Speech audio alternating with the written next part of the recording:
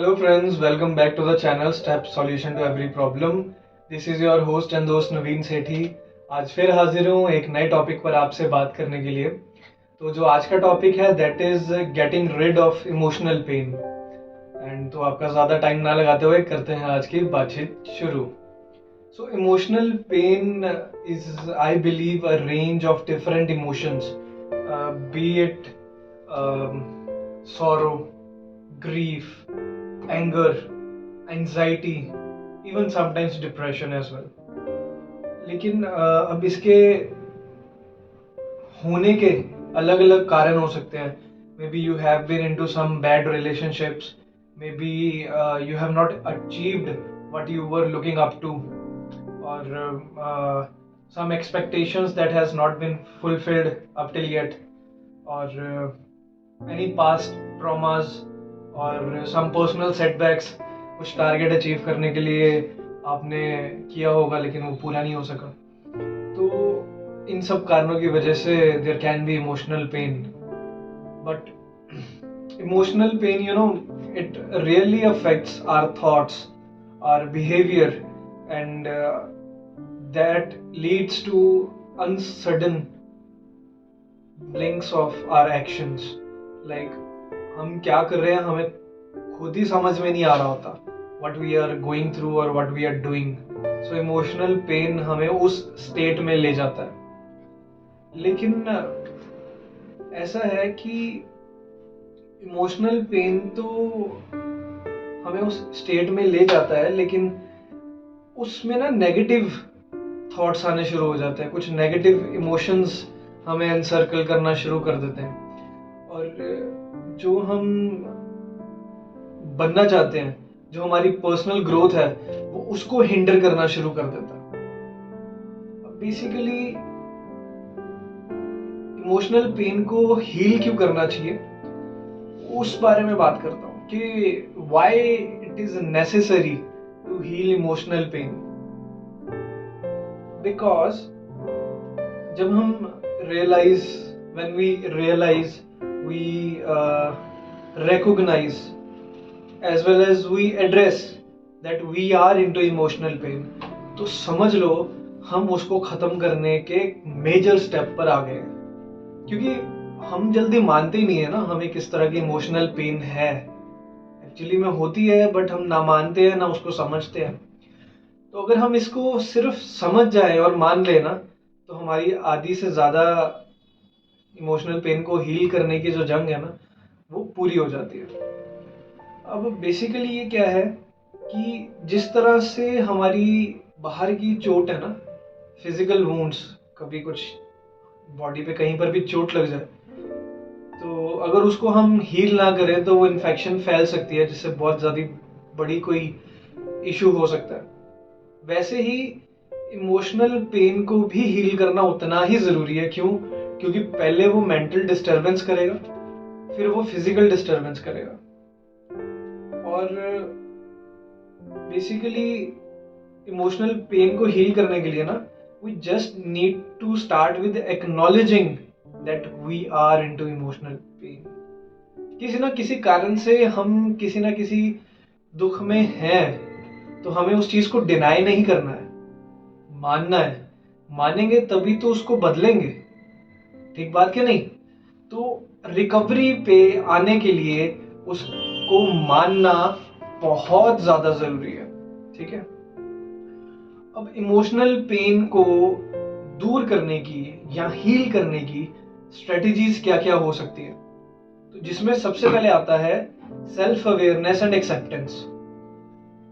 हम ये जान लें या एक्सेप्ट कर लें या एक्नॉलेज कर लें कि we are in emotional pen.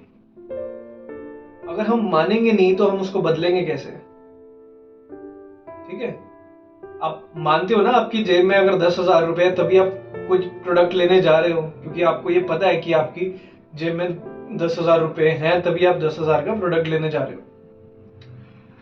जब तक आप मानोगे नहीं आपके पास इमोशनल पेन है, तो वो चीज हील कैसे होगी, है ना? तो अपनी फीलिंग्स को, अपने थॉट्स को पढ़ो खुद से, बिना खुद को जज किए. और ये सबसे सबसे प्यारी चीज है, पता है? हम जब खुद के थॉट्स को देखते हैं ना, तो हम उसको जज नहीं करते हैं, क्योंकि हमें तो पूरी बैक स्टोरी पता होती है ना उसकी, तो हम खुद को कैसे जज कर सकते हैं। तो सबसे पहले तो ये करना है। फिर उसके बाद बारी आती है, you need to get somebody's support. अब खुद अकेले रहकर कुछ करने की कोशिश करोगे ना, when you are already in emotional pain, तो वो चीज ज्यादा तकलीफ देगी आपको, क्योंकि you need to heal from emotional pain. और इमोशंस बेसिकली एक ऐसी चीज है जो किसी के साथ खुल के बांटोगे ना, तो अपने आप को हील कर पाओगे। हम कहते हैं ना कि दुख बांटने से कम होता है, खुशी बांटने से और बढ़ती है। इसका सिर्फ इतना सा ही कारण है कि जब हम किसी से शेयर करते हैं ना कुछ दिल की बात, तो अंदर से हमारा जो दिल है ना, जो वो संभाल के बैठा है पूरा thought process, that gets lighter actually में। और खुशी के जो इमोशंस है, जब हम किसी से बांटते हैं, तो आपकी खुशी में जो खुश होने वाले लोग हैं उनसे पूछ कर देखिएगा कि आपकी किसी छोटी अचीवमेंट में उन्हें कैसा फील होता है, तो आपको अहमियत समझ में आएगी कि खुशी भी बांटनी उतनी ही जरूरी है।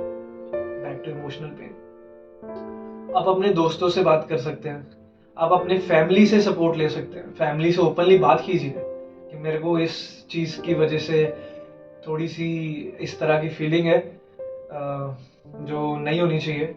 क्यों है उसका पता है, जाएगी कैसे उसका नहीं पता, तो वो गाइड करेंगे ना, हेल्प करेंगे आपकी। बात करोगे तो बात बनेगी, ऐसी बात है ना। उसके बाद आती है बारी थेराप्यूटिक अप्रोचेस, जिसमें आपकी साइकोथेरेपी, काउंसलिंग, सपोर्ट ग्रुप्स, ये सब चीजें आ जाती है। और इनका बेनिफिट ये है कि जब आप किसी काउंसलर के पास जाते हो ना, या साइकोथेरेपी लेते हो, तो वो एक्चुअल रीजन निकाल के उसको इरेडिकेट करने की कोशिश करते हैं कि हाँ, इस बंदे को अगर इस तरह का कोई इश्यू है, मान लो आपको बहुत दर्द है किसी चीज का, कि आपके कुछ सेटबैक्स थे वो जो आप अचीव करना चाहते थे वो कर नहीं पाए, या कोई आपका ऐसा रिलेशनशिप था जिसमें आप बहुत ज्यादा डीप डाइव्ड थे, पर सामने से वो सेम चीज रेसिप्रोकेट नहीं हुई, तो उस वजह से बहुत सारी चीजें हैं जो आपको इफेक्ट करती है। तो जो काउंसलर है ना, जो साइकोथेरेपी है, वो आपको उससे उभरने में मदद करती है। और जो सपोर्ट ग्रुप है ना, सपोर्ट ग्रुप बेसिकली ये काम करते हैं कि वहां पे आप ही की तरह के लोग इकट्ठे होते हैं कि हमें भी परेशानी है, हमें भी परेशानी है, और वो सब अपने अपने तरीके बताते हैं कि हम अपनी परेशानियों से डील कैसे करते हैं, ताकि उनके सर्कल में, जो सपोर्ट ग्रुप में बाकी बंदे बैठे हैं, वो भी उन तरीकों से हील होने की कोशिश कर सकते हैं as per their need and choice. ठीक है। उसके बाद बारी आती है माइंडफुलनेस एंड मेडिटेशन। मेडिटेशन ये तो बहुत ज्यादा जरूरी है, क्योंकि हमारे दिमाग को शांत करने के लिए, काम करने के लिए, ये कितना स्ट्रॉन्ग, इतना बढ़िया वेपन है ना, इसको मैं वेपन ही बोलूंगा। क्यों? क्योंकि गुस्से में ना हम बेवकूफी करते हैं, और जब मन को शांत करके हम कुछ चीजें करते हैं ना, वो प्लानिंग होती है, वो स्ट्रेटेजी होती है, तो उसमें विक्ट्री के चांसेस बढ़ जाते हैं। That's why I am calling it a weapon. ठीक है। Meditation helps to keep calm of mind. वहीं माइंडफुलनेस की बात करूं तो बेसिकली ये सिखाता है कि प्रेजेंट में जीना सीखो। जो बीत गया उसको ज्यादा नहीं सोचो, जो आ रहा है उसकी फिक्र मत करो, आज जो है उसमें पूरा ध्यान दो, अच्छे से उसको जियो। That is mindfulness. उसके बाद बात करूं तो देयर्स, जिसको मैं ये बोल सकता हूं कि that's one of the best methods to heal emotional pain, and that is creative expression.